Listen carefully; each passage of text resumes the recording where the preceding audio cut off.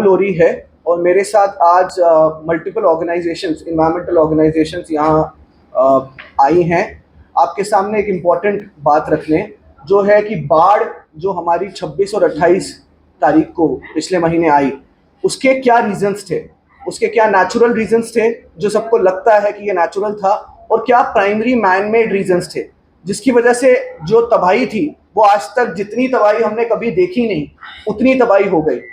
हम लोग आज प्राइमरीली बात करने जा रहे हैं जो प्रोजेक्ट्स तवी नदी के अंदर बने हैं, जो इंफ्रास्ट्रक्चर तवी नदी के अंदर बना है, सरकारी इंफ्रास्ट्रक्चर जिसने बहुत बड़े स्केल पे बाढ़ जो आनी ही थी लेकिन उसको मच वर्स कर दिया और उसके इम्पैक्ट को इतना एक्सट्रीम कर दिया कि आज भी जम्मू के काफी वासी उससे उभरने की कोशिश कर रहे हैं।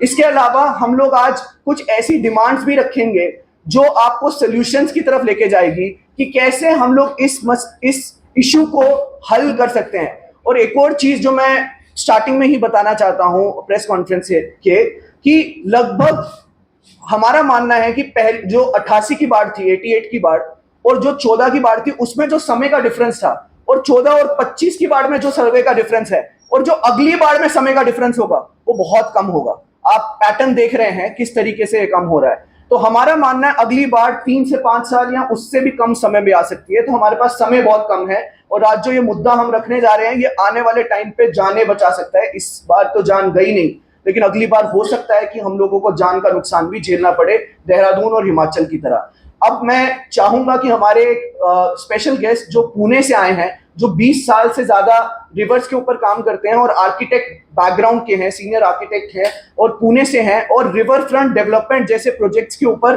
वो पुणे पे भी काम कर रहे हैं जहां पे ये सिमिलर प्रोजेक्ट बन रहा है। मैं चाहूंगा सारंग जी आप अपनी बात रखिए। आप सबको मिलने के लिए, यहाँ के लोगों को मिलने के लिए कल ही आया। एक दिन में जितना हो सके उतना अलग अलग जगह पे हमने देख लिया है।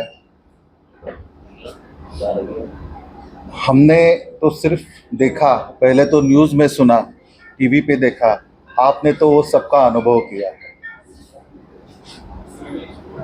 मुझे तो लगता है ये जो 26 और 28 अगस्त को यहाँ पे जो बाढ़ आई थी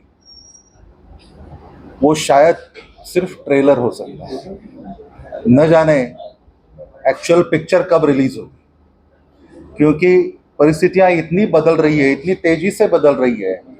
स्पेसिफिकली क्लाइमेट चेंज की वजह से जो बारिश का जो प्रमाण होता है, एनुअल रेनफॉल जो है, वो हर जगह पे बढ़ रहा है, सिर्फ इधर नहीं पूरी दुनिया में बढ़ रहा है।